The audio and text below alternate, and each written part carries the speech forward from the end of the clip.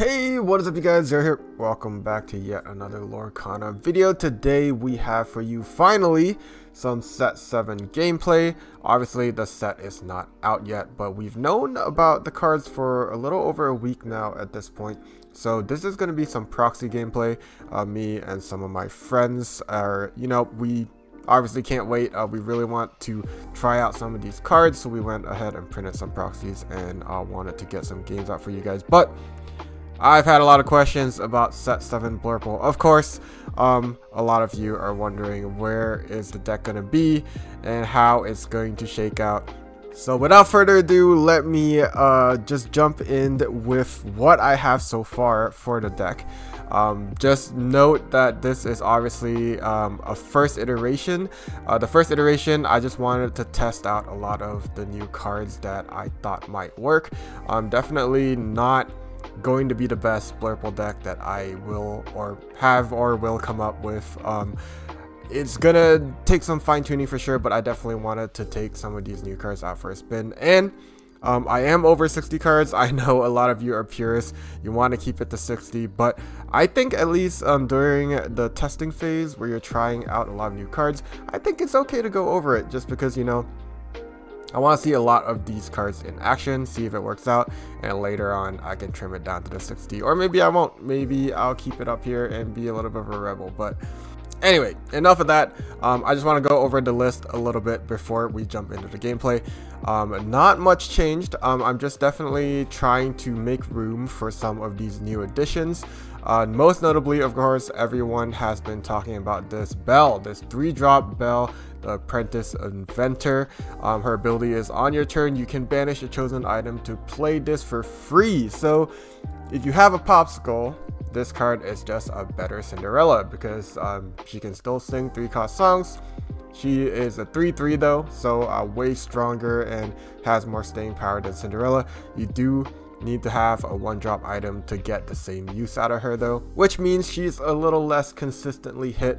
But yeah, the question has been if this would work in Blurple, because obviously Red Blue is going to be using this Belle just because they always have the items that they want to be using, and Sapphire Steel is probably going to be the strongest deck to utilize her, just because they can more consistently hit her, since they have essentially what is 2 sets of popsicles. So they just have a much higher chance of making her work.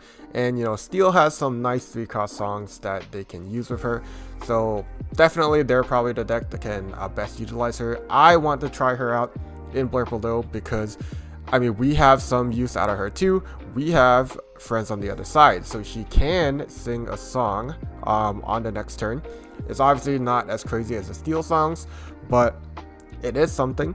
Another thing that we also have is we have the Accomplished Mystic Belle, which is a Floodborn. Nobody has really been using her as a Floodborn, just because her shift targets haven't been the greatest so far.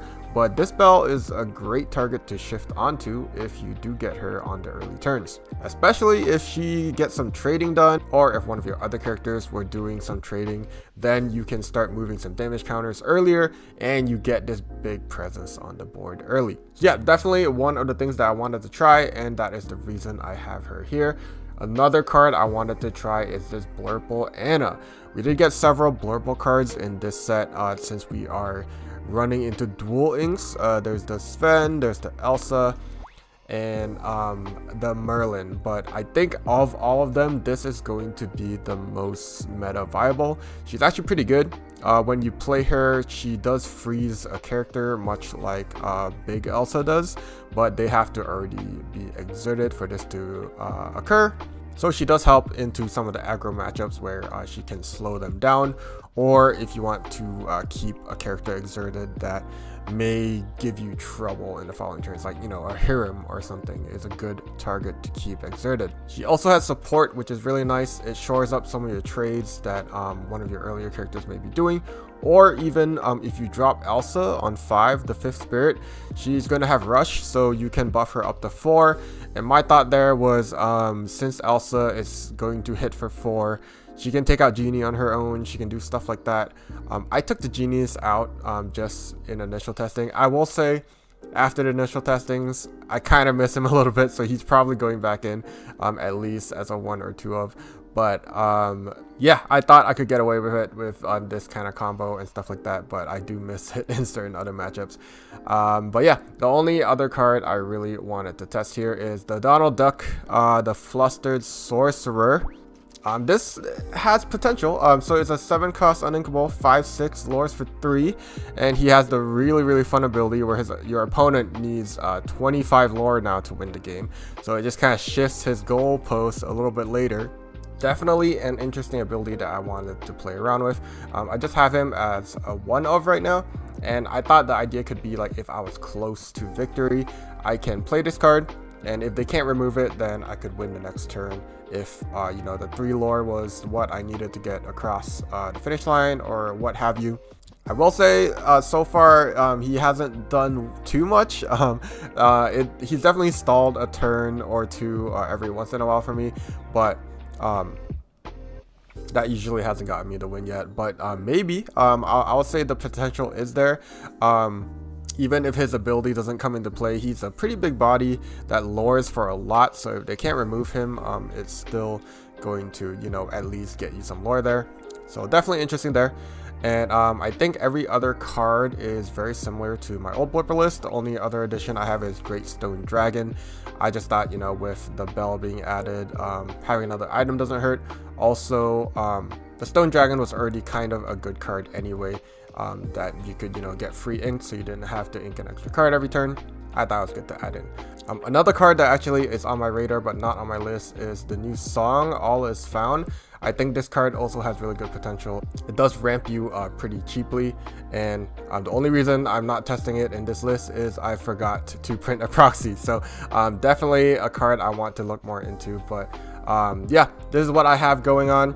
A lot of my friends were on Sapphire Steel. Obviously, it's kind of flavor of the month right now, and it's kind of probably what's going to be our hardest matchup. So the following gameplay is going to be Sapphire Steel, and we'll see if we can triumph over this, or just, you know, how we stack up against it, if it's hopeless or not. But yeah, gameplay's coming up. Thank you guys for watching, and I'll see you in a little bit. Alright, jumping into some gameplay here. We are playing Blurple, of course, on the left against our opponent Sapphire Steel on the right.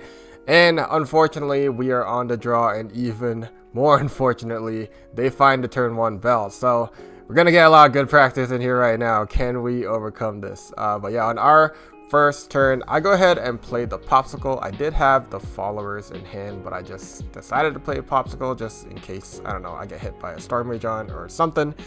I don't know. We do also unfortunately miss ramp. Something to note in this game is I actually mulliganed my whole hand. I think my first 7 cards were pretty bad. So yeah, great start already, and even full mulling our hand, we don't find the ramp, which I think is kind of important in this matchup. So already a bad sign. They get first turn Belle, we missed the turn 2 ramp, and then on their next turn they just full stack the rest of the Popsicles in his deck down onto the field. On this turn, I trade my followers into the Shmee that quested on the previous turn, and I played a crab. Questionable if I should have crabbed the followers so we could trade with Belle instead. I think at the end of the day, this was the correct decision, just because I think our opponent's variant doesn't run any of the 3-cost songs, so the Belle couldn't sing that much anyway. But definitely something to think about for the future in the variants that can sing with the Belle. But yeah, my opponent is going to Fishbone Quill. He doesn't play anything else on that turn though, which is nice. We play our Rabbit in return, and he plays Fortisphere. And on our following turn, we're going to Elsa down to Belle. I'm still worried about songs at this point. I didn't realize he wasn't running them at the time. I'm not sure how important taking the Belle is actually. It does just kind of stall us from questing with some of our characters, but besides that, I don't think it's doing too much.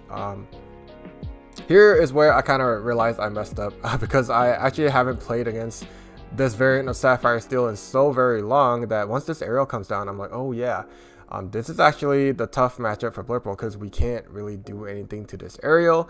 And then if Dime comes down, then we kind of have our problem, because we don't have anything to stop them from just kind of doing it for free.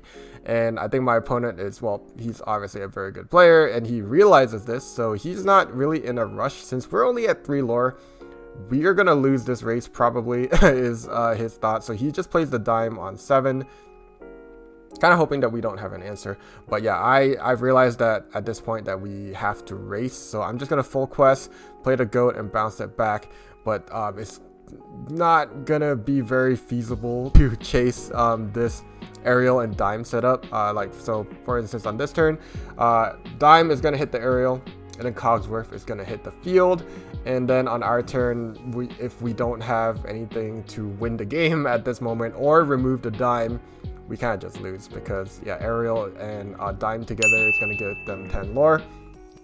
I just forgot the interaction, so quick first game here ends in quite the loss. But now I've realized, okay, we have to move a little faster. I've forgotten this matchup, but we get to be on the play here, so let's see if we can do something here. We get a really nice start. Our popsicle into the Belle before passing to our opponent, so now we get the Belle start.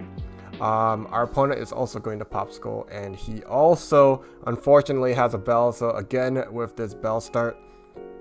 And yeah, I actually really like my hand here, so I do get the friends, so I get to sing it with Belle here. And not only that, I get to sail, and I get super excited because I have another popsicle here that I'm going to be playing into another Belle, so it seems like a super sick combo.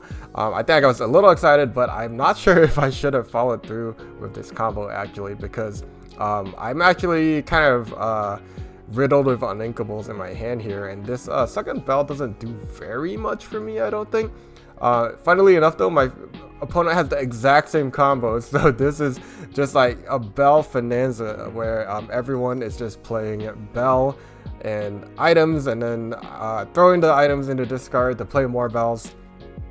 And then things kind of slow down here, where so here's my thought.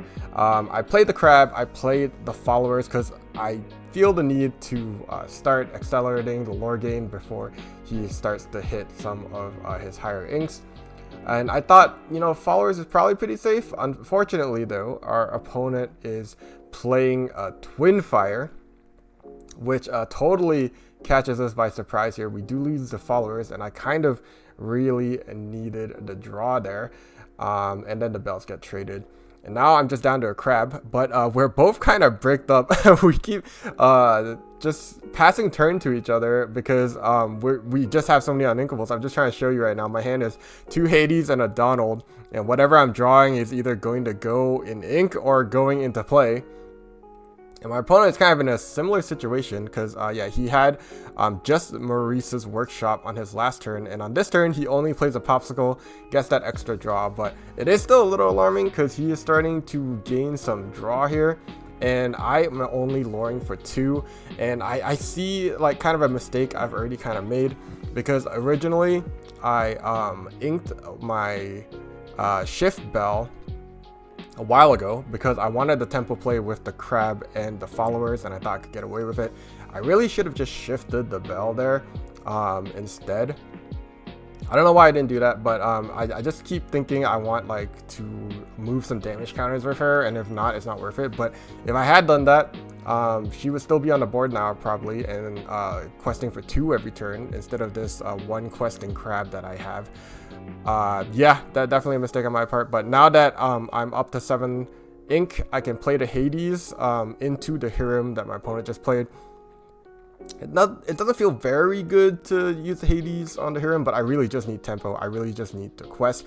Really painful play by my opponent here, where he hits the Tinkerbell, taking out both my Fox and Crab, who are already hurt. And he just plays the Twin Fire for fun to hit my Hades. But yeah, my second Hades that have been stuck in my hand gets to come out now onto the Tinkerbell, just because we don't really want him to be removing my characters. I have to be going a little fast here.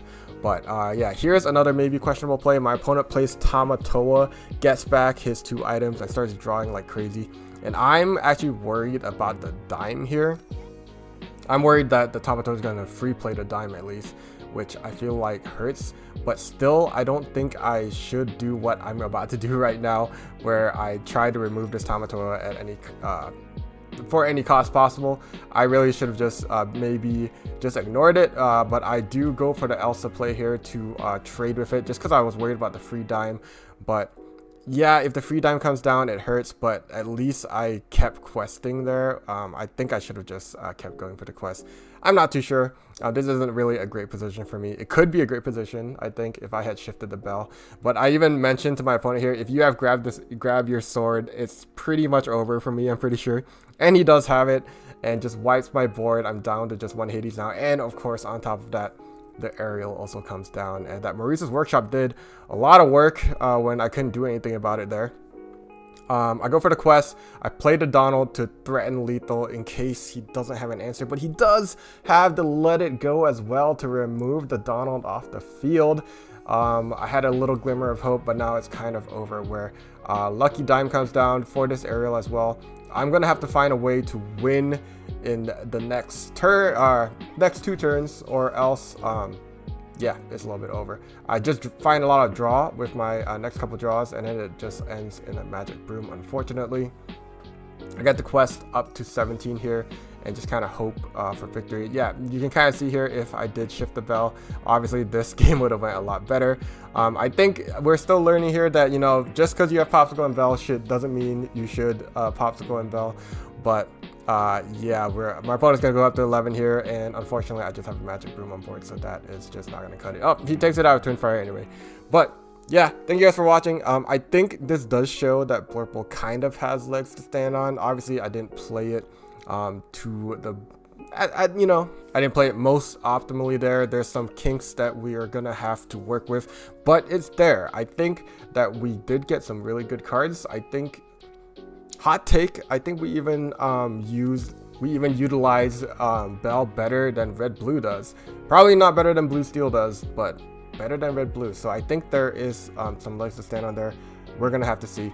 But yeah, thank you guys so much for watching. I hope you enjoyed.